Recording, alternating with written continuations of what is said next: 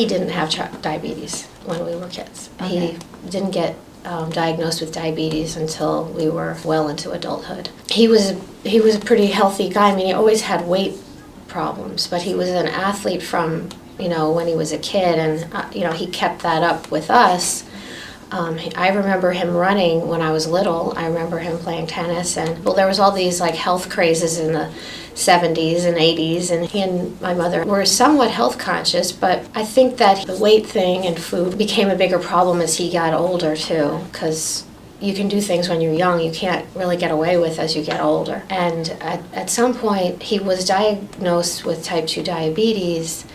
And that was great because he wasn't doing well for a long time up until then, and we didn't really know what was going on. But after he was diagnosed with type 2 diabetes and he started getting treated for that, he started to do a lot better. But I don't think that he really took it that seriously for a long time.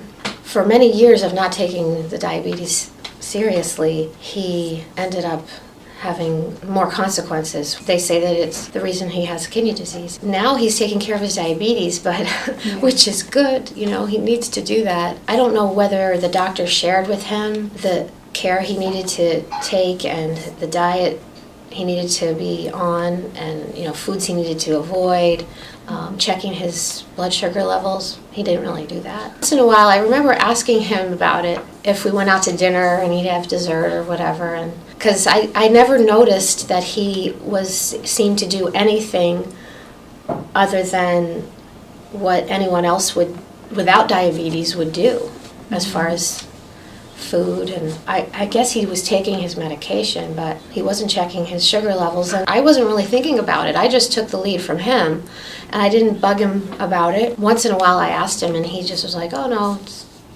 it seemed fine. I think what happens is with some people like my dad, if he feels okay, he didn't really think it was a problem.